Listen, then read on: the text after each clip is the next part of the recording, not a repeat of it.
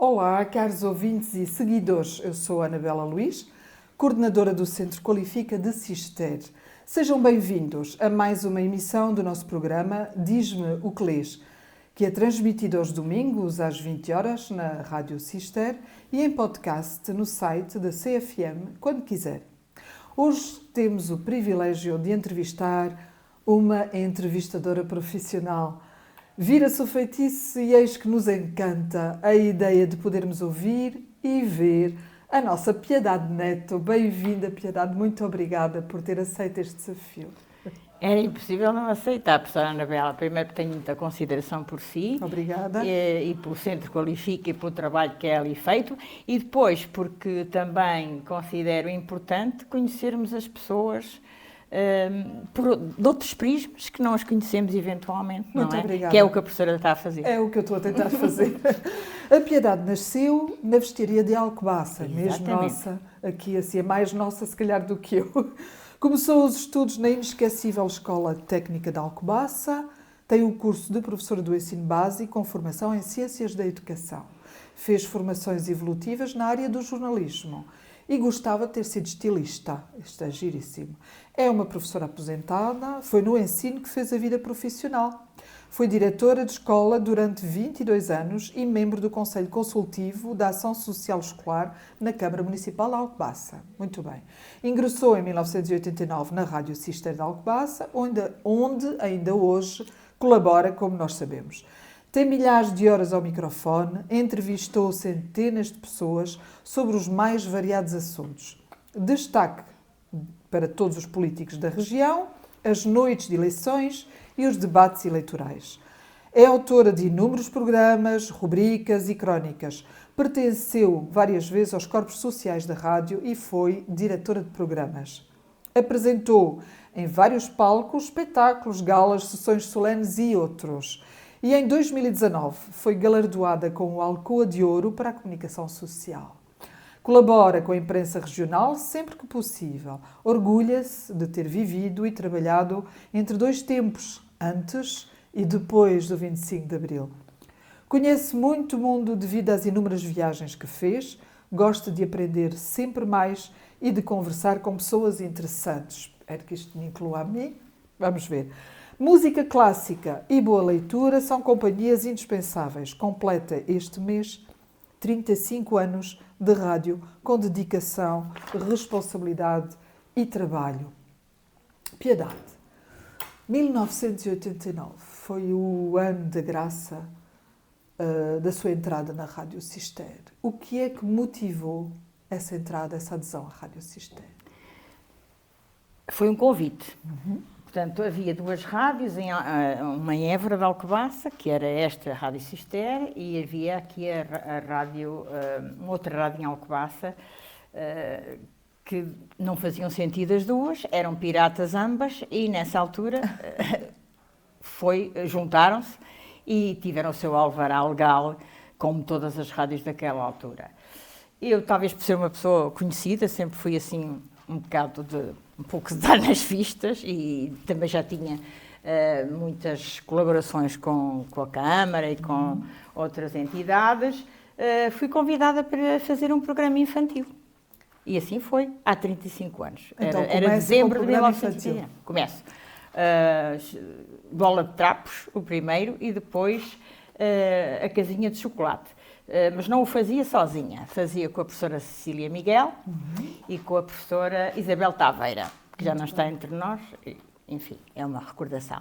Mas foram dois programas durante um tempo interessantes com as crianças, não havia nada para crianças, e foi assim que eu comecei, porque estava ligada a elas e convidaram. Muito bem, portanto, na Rádio Cister entra em 1989, mas eu dizia ainda há pouco das suas notas biográficas que trabalhou antes e depois do 25 de Abril de 1974. Que mudanças considera mais marcantes dessa transição? Todas. Quer É conversar sobre isso? incomensuravelmente diferente a maneira como se trabalhava e como se vivia antes do 25 de Abril, e eu tenho essa experiência. Comecei a trabalhar ainda na ditadura, contudo, as escolas eram miseráveis, as condições miseráveis e as famílias também. Havia muito álcool, enfim, muitos parcos recursos que as pessoas tinham e, de facto, era muito difícil, para além de que era tudo muito imposto, os textos, a maneira de vestir, a maneira de educar, era naqueles princípios do Estado Novo, como nós sabemos, e não podíamos fugir daquilo. Exato. Lembro-me que votei, ainda em ditadura, votei, era mulher, as mulheres não votavam, mas eu era professora. Exato. Portanto, as mulheres não podiam votar, não. Mas as professoras podiam. Os professores, na altura, ainda hoje devia ser assim, mas na altura era muito considerado. Um professor era uma figura numa terra. E eu votei, mas votei, enfim, não votei. E meti um papel dobrado que me deram previamente e cheguei à mesa de voto e um senhor que estava à porta, que devia ser da PIDE, penso eu, a senhora professora vai meter este papel, o seu voto naquela urna. Eu não sei o que é que me votei, mas provavelmente votei a favor, com certeza. Não faço ideia, não abri. Nem abri, nem podia fazê-lo. Deram-lhe o voto? Deram-me já dobrado. O voto já dobrado. Nem sequer repostei, nem sequer fui abrir, porque isso podia ser considerado um desafio à autoridade. Desafio, não é? E naquela altura eles não brincavam em serviço, porque o serviço ser-me-ia tirado se eu fosse uma pessoa, enfim, que duvidasse do regime. Eu acho que é a primeira vez que eu ouço alguém testemunhar dessa forma aquele condicionamento do voto no tempo da ditadura. Eu sabia que existia, mas na primeira pessoa, portanto, estar com um testemunho destes, acho que é a primeira vez que eu ouço diretamente alguém referir que passou por essa experiência. Passei por essa experiência, era tudo muito, muito rigoroso, muito dentro daqueles princípios. E tive que, para exercer, eu tive que assinar uma declaração anticomunista. Ok. Para exercer como professora. Para exercer como professora, senão não me deixavam. Podia, pronto, não tinha lugar, não tinha hipótese. Era assim, pronto. Fosse como fosse, nós tínhamos de trabalhar, estudávamos, tínhamos que ir fazer a nossa profissão e, de certo modo, tínhamos que ir atrás um pouco. Exato. Então, e já que referiu isso, durante os seus 22 anos como diretora de escola, houve compatibilidade com o trabalho na rádio? Sempre houve compatibilidade. Explica um bocadinho como é que isso foi para si. Portanto, a escola... Trabalha como diretora de escola... E professora. E ainda antes do 25 de Abril? Não. Já foi depois. Já foi depois. Até porque, nessa altura... Há outra característica também, os professores não se podiam casar com quem queriam. Exato. Também a professora Anabela deve saber isso. Se falou muito agora na altura do 25 de Abril. Para me casar também tive que dar os dados do meu futuro marido, se tinha condições para me sustentar, porque um professor não podia casar com uma pessoa de outro nível que ele sentia naquela altura. E foi assim, tudo se passou, mas era assim a vida. Era assim que era, não é? Muito bem, mas ainda disse que as mudanças de facto foram imensas. Antes e depois do 25 de Abril. Referiu alguns constrangimentos pelos quais passou antes do 25 de Abril. Então, e depois? O que é que hoje, olhando para estes 50 anos que passaram, não é? O que é que considera que, de facto, nós ganhamos mais? Ganhamos tudo. Ganhamos a valorização das escolas, das aprendizagens, do respeito, de respeitar os alunos de outro tipo de maneira. Não é que não os respeitássemos, mas... pensava-se mais nos tipos nas pedagogias mais adequadas, mais modernas, os conceitos de ensino eram outros, os textos também mudaram completamente, da direita ditatorial passámos também a um exagero, às vezes também que se pode dizer que foi demais, textos demasiado de esquerda, de autores completamente de esquerda, que tinham outros conceitos que não tínhamos antes. Quer dizer, mudou uma mudança radical. De um lado para não foi logo, atenção, porque o 25 de Abril não chegou às escolas de um dia para o outro. Claro que não. Isto foi mudança lenta. Exato. Muitas reuniões, muitas formações. Então, e do ponto de vista pessoal? O que é que, Do ponto de vista... saindo um pouco da pele de professora, não é? Essas mudanças, pessoalmente, sentiu que houve alguma influência na sua maneira de ser? Houve, completamente. Porque nós estávamos, de certa maneira, estagnados no pensamento. Eu não estava, porque sempre tinha uma família, sobretudo uma avó, que era uma pessoa literada, no sentido de ter gosto pela leitura, pela poesia. Foi ela que me incutiu todas essas vontades e desejos de aprender cada vez mais. Mormente as limitações da ditadura, eu estava ali em explosão, não é? Quando se deu o 25 de Abril, eu posso dizer que civicamente foi a data mais marcante e melhor para mim. Ótimo. Porque houve coisas que eu tinha aqui e que não podia manifestar e que depois manifestei. Passei a poder falar, dizer, pensar. Tudo, exatamente, com respeito sempre. Houve sempre uma característica que tenho. Era o respeito, apesar de ideias diferentes, o respeito pelas outras pessoas. Muito bem. Então agora vamos tentar perceber como é que se articula o seu trabalho na educação, na rádio, não é? Houve influências de parte a parte? Sente que como professora isso marcou a maneira como está na rádio? Ou como entrevistadora e como organizadora de programas, sente que isso a influenciou enquanto professora? Existe aqui sim. alguma sinergia que conseguiu sentir e alcançar? Sim. Os meus alunos tinham um certo orgulho em mim, isso era excelente, porque eles ouviam e gostavam, é natural, era um meio de comunicação. Havia professora, no domingo ouvi, no sábado ouvi. E os meus pais também, quer dizer, isso dava um certo respeito e uma certa credibilidade. Exato. E desejo também deles falarem bem, de lerem.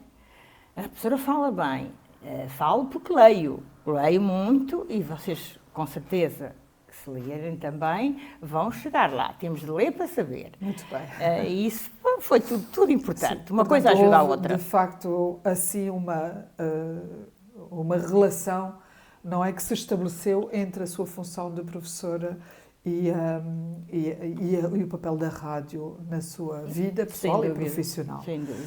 Então, nestas entrevistas todas que já referimos e que sabemos que aconteceram, porque as ouvimos, muitas delas, não é, com políticos regionais e debates eleitorais, que evolução observa na forma como a política agora se diz na rádio? A política de antes, a rádio não era levada tanto a sério, ou seja, a rádio sempre teve um certo fascínio. Evidentemente, vir à rádio não é o mesmo que conversar ali no café. As pessoas têm... Eu já entrevistei pessoas absolutamente com cargos absolutamente extraordinários e transpiram das mãos, que se enervam, que mexem no microfone, que se engasgam, porque a rádio ainda é rádio, não é? Exato. Não se vê ninguém, há muita gente a ouvir. Exato. E depois, como eu já faço isto há muitos anos, há uma certa credibilidade que também se cria e uma certa responsabilidade. Hoje as redes sociais, enfim, de certa maneira, estragam um pouco, ou dificultam, porque as pessoas também são muito digamos assim, cáusticas nesses comentários que fazem.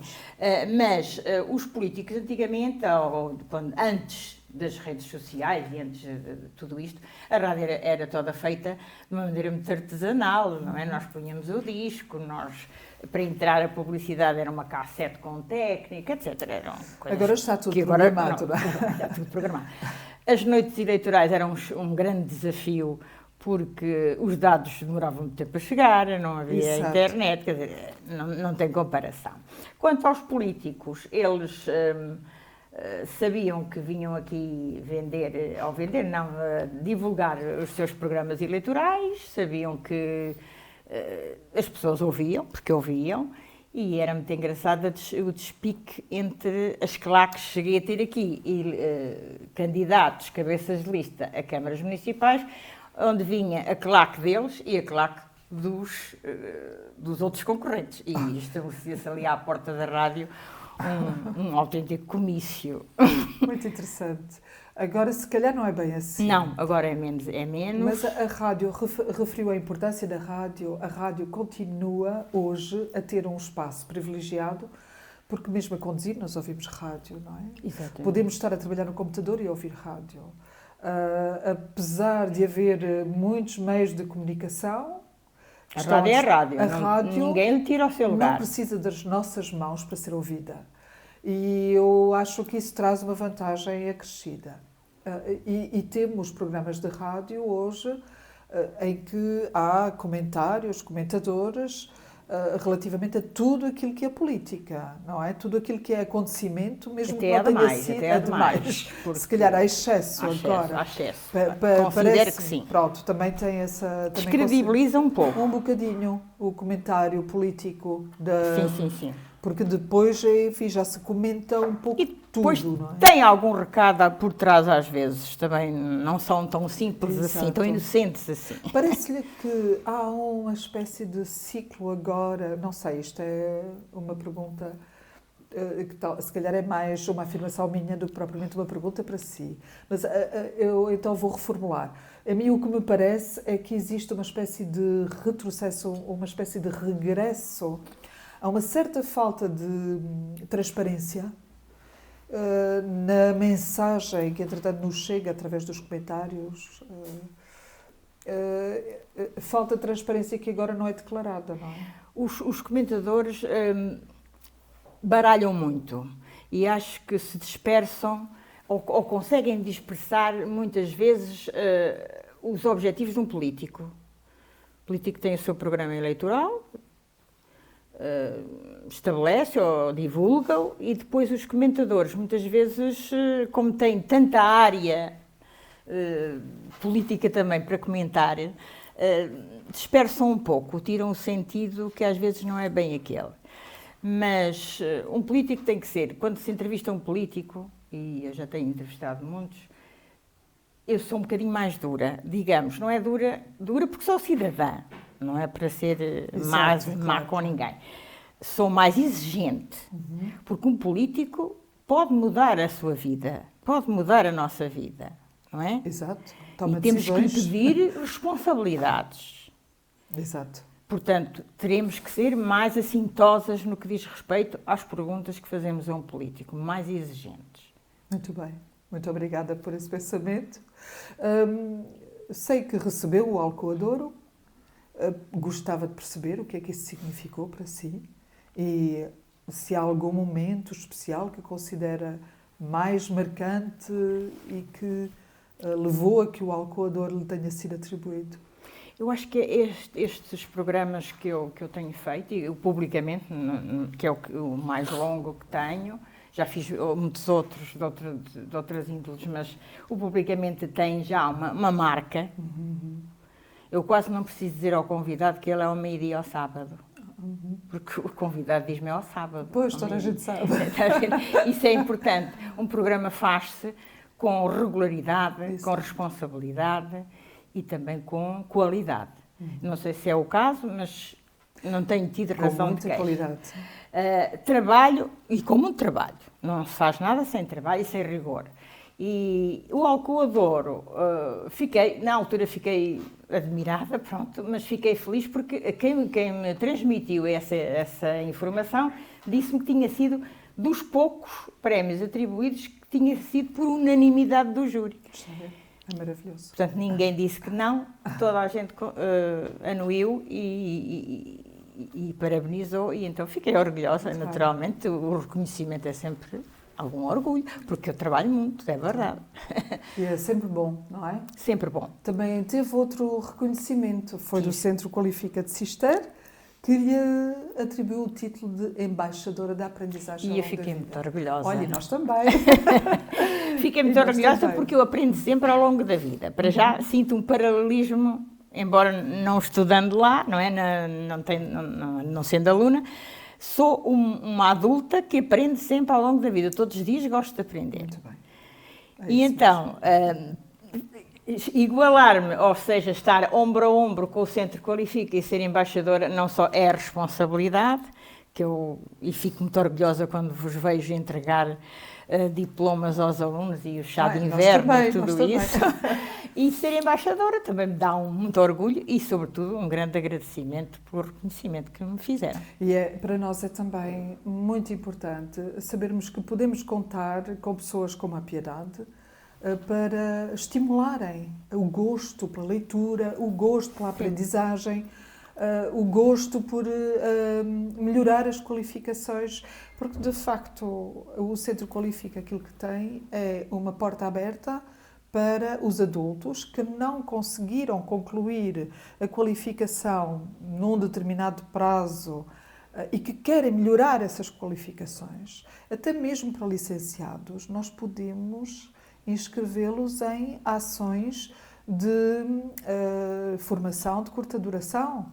Também temos resposta para isso. É um orgulho e digo-lhe, dou mais valor, digamos, dou valor a todos os cursos, naturalmente, mas dou muito valor a uma pessoa que sai do seu trabalho, que dá as suas horas para melhorar as suas aprendizagens. Acho tão estimulante que acho que essas pessoas merecem, de facto, um reconhecimento muito grande, porque não é fácil. Eu não sei se o nosso reconhecimento é grande o suficiente, mas ele existe. E eu tenho, e o centro também deve ter. Eu dou muito valor a essas pessoas que conseguem pôr a aprendizagem à frente de outras coisas mais fáceis, digamos. Ganhamos todos, não é? A comunidade toda que ganha com o facto daquele elemento ter melhorado as qualificações. Somos nós todos que estamos o mundo a melhorar. É o mundo a melhorar. Muito bem. Não é por acaso que a Piedade tem o título de embaixadora da aprendizagem ao longo da vida, porque também carrega consigo estas convicções e também as transmite. Sim. Não é? E também aprendo, porque todas as semanas tenho que preparar assuntos diferentes para os programas, nomeadamente para o Publicamente, e todas as semanas é um tema diferente. Eu estou sempre a aprender. Muito bem. Eu sei que gosta de viajar, também já o referimos, não é? Muito. E as suas viagens pelo mundo influenciam-na como pessoa, certamente. Sim. Como jornalista também. Também. Ora, explique lá trago sempre um jornal de qualquer lado onde vá. Vou sempre conhecer os locais da cultura, sobretudo os locais da música clássica. Conheço praticamente todas as casas dos músicos, os cemitérios, os locais onde andaram por essa Europa fora, e não só. Mas, de facto, sou uma apaixonada, até porque, posso lhe dizer, que tive aqui, nesta rádio, 10 anos, um programa semanal chamado Clave de Sol, que me deu a oportunidade de conhecer a vida e a obra dos grandes compositores clássicos que eu divulguei com muito gosto e carinho. Ótimo, maravilhoso. Das suas viagens, há algum destino que considera mais apelativo? Viena da Áustria. Ok, muito bem, a música. Sim, já fui várias vezes. A Áustria é um país de facto especial. Toda a Áustria é especial. Muito bem. Então, agora olhando para estes anos, 35, não é? Aqui na rádio, sim, 35. E olhando para aquilo que aconteceu, há alguma coisa que considera que podia ter feito de forma diferente? Podemos sempre fazer coisas de forma diferente. Há alguma coisa que lhe deixa... sei lá... Algum amargor? Amargor, não. O que passa, passa. Eu não sou pessoa de ficar com grandes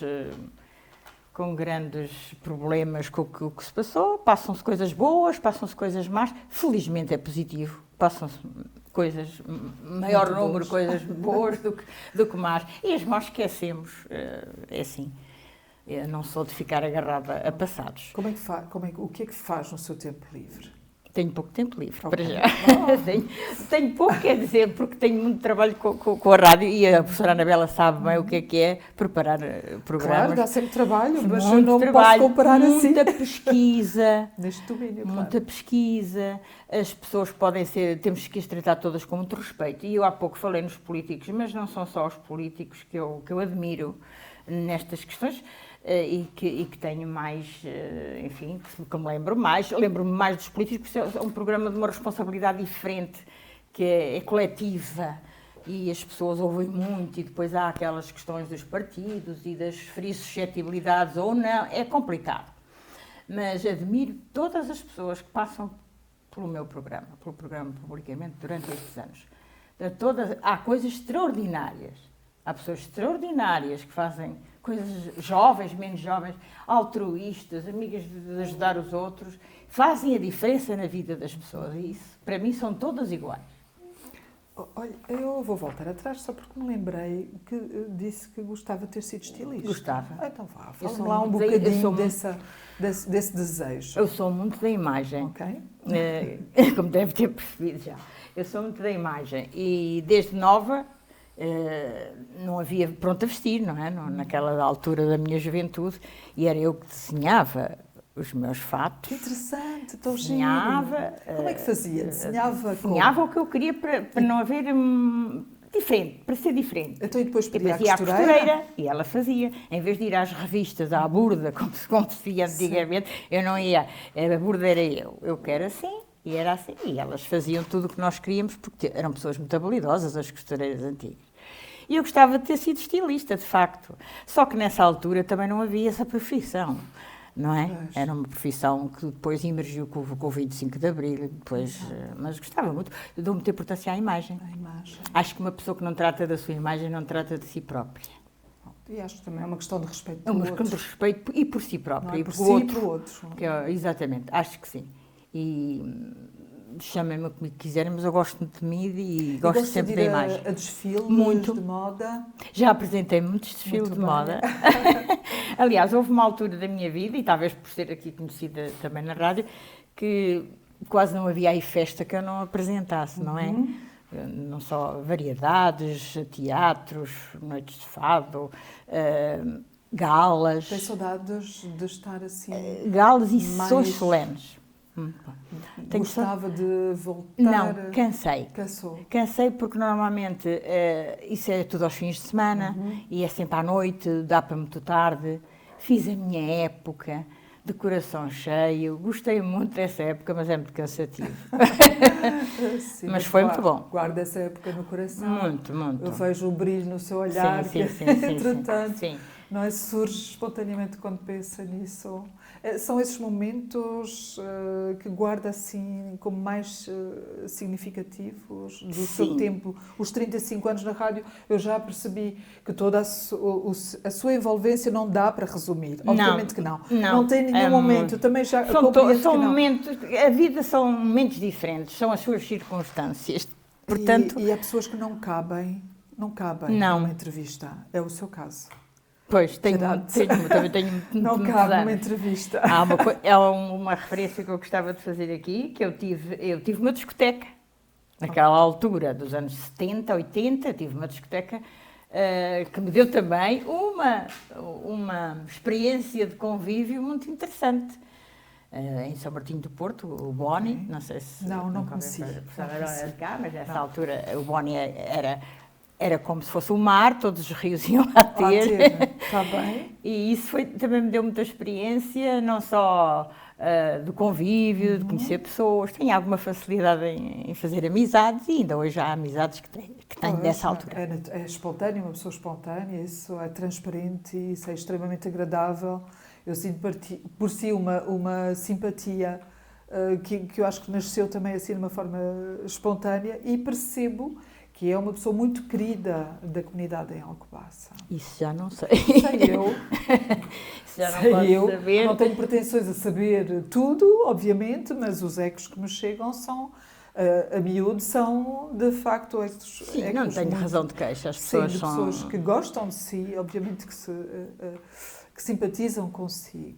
O que é que gostava de dizer aos nossos ouvintes que acha que, sobre si? Sim. Que acha que as pessoas não conhecem? Que apesar de às vezes, enfim, tenho uma imagem assim mais cuidada, as pessoas pensam que eu sou vaidosa, e até sou vaidosa, toda a gente é mal em ser vaidosa um bocadinho, não é? Exatamente. Mas sou uma pessoa simples, gosto gosto de ajudar as outras pessoas, sinto-me muito, muito feliz, e a rádio tem-me dado isso, em dar voz a quem não a tem. E o brilho nos olhos dos meus convidados, quando vêm aqui falar das suas coisas, dos seus livros, das suas ações, das suas colaborações, enfim, seja lá o que for, o brilho das pessoas aqui a falarem de si próprias e dos seus trabalhos, para mim chega, para me dar felicidade. Ótimo, que bonito, muito bonito. Muito bom. Coisas simples, eu também não gosto de coisas complicadas, nem de pessoas complicadas. Ok. Então, aí que conselhos daria a uma pessoa inexperiente, mas que está cheia de boa vontade, relativamente à rádio e à forma como... A rádio exige muito trabalho. posicionar? Primeiro que nada, trabalho, dedicação. Mesmo que não se goste muito, porque haverá pessoas que vêm para certos trabalhos que não gostam muito, mas o que façam, façam bem. Ou então não façam. Não é? Muito trabalho, muita dedicação. Humildade, não muita. Humildade QB. Eu também não sou muito de pobrezinho e moro longe, não sou muito desse tipo. Acho que as pessoas devem dar valor a si próprias, mas não se vai de ser, evidentemente. Mas o trabalho e o tempo ajudam a consolidar uma carreira, ajudam a consolidar um perfil de pessoa e ajudam a consolidar, talvez, a admiração ou o respeito que os outros possam nutrir por nós. Passa tudo por aí. Muito obrigada, são conselhos excelentes. Nós já demos a volta, um bocadinho aqui a volta ao nosso texto, não é? Porque este diz-me o que lês vai tentar perceber Claro. quem és, não é? E eu pedi à Piedade, tal como fiz com os nossos outros convidados, que trouxesse um livro e a Piedade trouxe 50. Para já trouxe. Não trouxe 50, mas se não tiver tempo também não há problema nenhum. Trouxe Se 50. bem que eu trago aqui, Vamos ver. para já trago aqui um objeto que é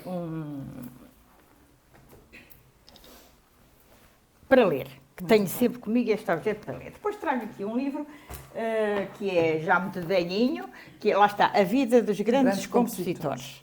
Eu gosto muito de biografias e praticamente eu sei a vida destes compositores todos. Passou. E é um livro que frequentemente... Muito bem. Então, é Vidas de Grandes Compositores, de Henry Thomas e Dana Lee Thomas. Sim, esse livro já tem muitos anos. Sim. E é um livro que eu frequentemente consulto quando preciso de me relembrar de algum. Pronto, e que de facto está relacionado com a sua paixão pelos clássicos. Pelos não é? clássicos, exatamente. Depois tenho aqui um livro, como são muito cidades, gosto muito da cidade, sou um bicho urbano, como eu costumo dizer. Trago aqui este livro que é Saudades de Nova Iorque, do Pedro Paixão, Muito bem. que embora fala da cidade e é passado justamente nesta cidade, que eu também gosto muito. Depois tenho aqui, há uma época da história que eu tenho um certo fascínio, que é a época do último czar e da sua relação com o Rasputin, Muito bem. que é aquele mago que ainda não se sabe bem se é bem um bruxo, se é bem um mago. Um filósofo. É um filósofo, há quem diga que sim, um monge. E esta relação com a família Romanov também me dá um certo fascínio. Ok. E também gosto, Então posso gosto só, de ler, pode para mostrar. quem nos está a ouvir, não é? Que é Rasputin, o fim da Grande Rússia e a queda dos Romanov, de Catherine Radziwiłł, o monge camponês que se tornou um dos homens mais poderosos da Rússia. Verdade. Aqui. Portanto, fascina-me. Como continuam a fascinar as biografias e também a poesia, eu trouxe também este pequeno livro, que é uma compilação de 100 sonetos portugueses, que de vez em quando... Eu gosto muito de poesia também. E esse 100 sonetos também portugueses... quase cantada, não? Em alguns aspectos. Em alguns aspectos José cantada, Fanha, sim. Temos Ari dos Santos, temos aí... José Jorge José Letria. Jorge Letria e outros, temos aí os clássicos também. 100 sonetos portugueses. Tem sonetos muito bonitos, claro que há outros muito mais, mas esses são os que eu, de facto, de vez em quando vou consulto.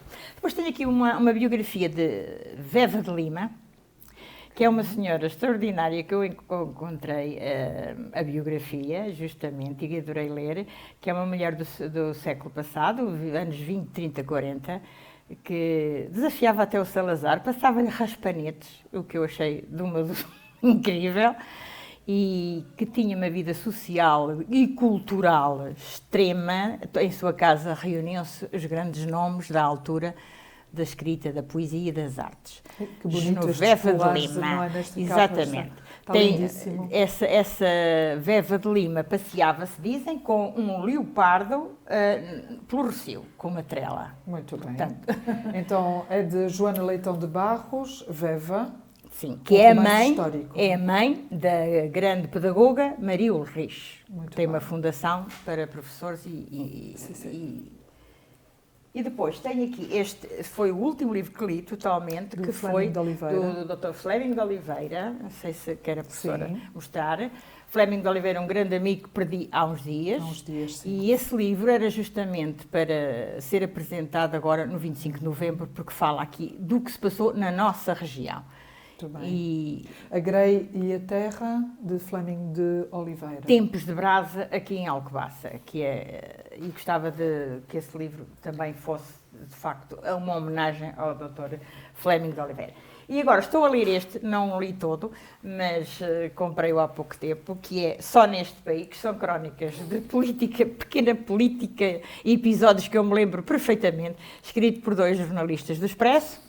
Então, Só Neste País, grandes histórias da pequena política. Exatamente. Eu comecei, tem um título sugestivo. Tem um título sugestivo. Já li alguma coisa, mas não concluí, porque comprei-o há pouco tempo, também saiu há pouco tempo, e acho interessantíssimo e acho que me lembra de episódios, todos eles vão lembrar alguma coisa e eu estou a ler com muito gosto. E é relativa a uma política recente, não é? São episódios. Sim, são episódios. Sim, episódios caricatos. Diz aqui os momentos mais bizarros e surpreendentes da democracia portuguesa. Que eu vivi também. Portanto, eu sou uma mulher entre 2 tempos, como disse. Exatamente. Então, olha, muito obrigado, Piedade. Nós chegamos ao fim desta nossa entrevista. Eu não sei se quer dizer ainda mais alguma coisa, porque este tempo para nós é um tempo raro, mas muito precioso para mim. De facto, foi o privilégio tê-la aqui neste momento, que passou tão depressa. Eu gostava de saber se ainda quer acrescentar alguma coisa que os nossos ouvintes gostem de ouvir, queiram ouvir da sua parte. Sim, eu que agradeço a todos os alcobacenses e não só, todas as pessoas que têm passado aqui pelos meus programas, pelos programas que faço, e agradeço do coração a todos o respeito com que me tratam, é uma verdade, o reconhecimento. Eu não trabalho para mim, acabo por trabalhar para outras pessoas que tenho muito gosto em que venham aqui, que estejam aqui e que divulguem o que fazem, porque nós temos pessoas extraordinárias, nomeadamente jovens também. Eu fico muito feliz porque posso deixar o mundo já com outra esperança. Eu não sou nada desanimada nessa matéria. Ótimo. Tenho muita esperança nos jovens. Obrigada, professora Anabela. Também tenho. Também sinto a mesma coisa. E que acarinhem a rádio, porque a rádio é um meio de comunicação fabuloso, que nunca deve ser renegado, porque não é o videokill do Radio Star, não. A rádio é rádio, tem o seu lugar e é um polo de cultura em qualquer terra que tenha o privilégio de ter uma estação emissora. Piedade, foi um prazer enorme. Muito obrigada por esta oportunidade. Eu queria também agradecer a Lio, os que estão por detrás da câmara, por detrás do microfone. Obrigada, Rui Pereira. O Rui Pereira, que é incansável, tem sido uma dedicação absolutamente fabulosa também. Só assim e o se Emanuel, consegue. o Emanuel Moura, também, sempre atento. Queria referir que nós esta entrevista vai ser passada no próximo domingo, às 8 horas, e que na próxima semana eu cá estarei com mais um convidado ou uma convidada. Obrigada, Piedade. Obrigada, professora Anabela. Foi um privilégio estar aqui consigo, que eu gosto muito de si. Há muito tempo. Obrigada. Obrigada eu.